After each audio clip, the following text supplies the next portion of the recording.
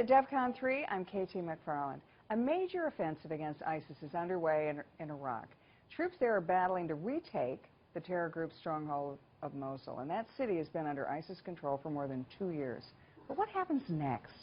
That brings us to a nonprofit group called the Harrion Foundation. Joining me to talk about it is the chairman of the board at the Harrion Foundation, Martin Rodriguez.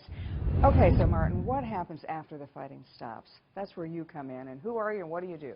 Great, yes, thank you for having us. The Harrion Foundation is a 501c3 not-for-profit comprised of ex-elite military, UK and US, and what we do is we work at the front lines of conflict areas and working with people like this, people who are unable to flee, so usually women and children, elderly, and provide them assistance. Okay, so the fighting stops. Yes. You go in, you see the city of Mosul, and it's in rubble, and there are a lot of orphans, and there are a lot of women and children, and what do you do then to them? Because is there no U.S. program that steps in?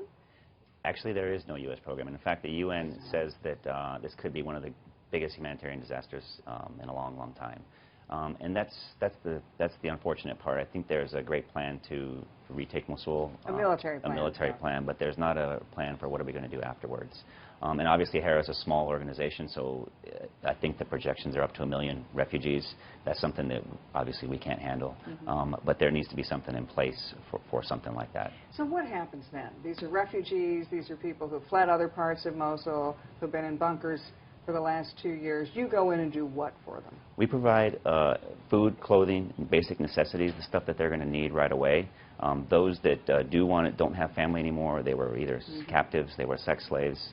Those we take to an area, one of our safe houses, or to one of the refugee camps that's in Kurdistan. And there we provide, along with our partner groups, mental health counseling, checkups, those kind of things, and get them kind of back on their feet. You know, this is obviously one of the big hot-button issues in the United States. What do you do about the refugees in the Middle East? You know, do you bring them to the United States as immigrants? Do you have safe zones? Both Trump and Clinton have talked about safe zones in the region. I mean, you've been there, you fought there, you're dealing with these people now. What do you think makes sense? I think there needs to be a holistic approach, an ecosystem to taking care of these, the young kids and the women that are there right now. I don't think many of them don't want to leave. Actually, yes, this is where they grew up. This is where their family's at.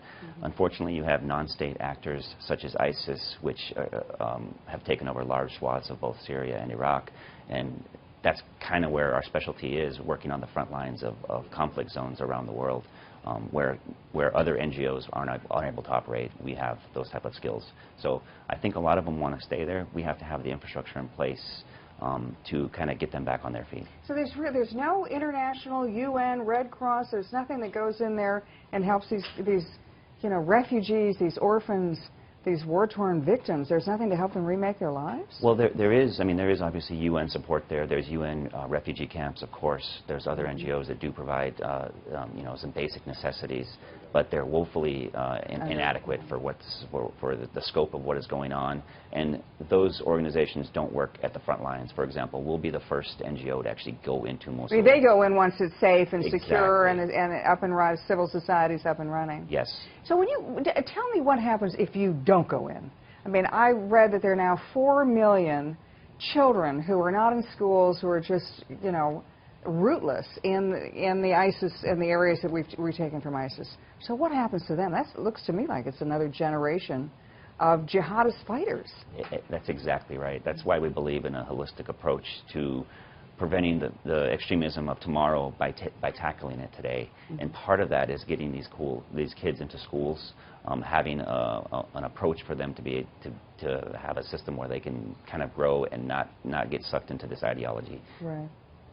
How do we find you? People are looking at this, they're horrified at what comes next because there isn't anything that comes next. Sure. How do they find you? How do they help? Well, we're on social media, so Instagram, Facebook, of course, and then we have our website, so harrionfoundation.org would be the best way to reach us. Well, I got to tell you, as an Army veteran, and you fought in these areas before, the fact that you're doing this with other British Army veterans and trying to take the next step after the fighting stops, congratulations. You're doing a great thing. Thank you very much. Appreciate it. Thank you. That was Martin Rodriguez of the Harrion Foundation. And that's it for me, KT McFarland, DEFCON 3. Thanks for watching.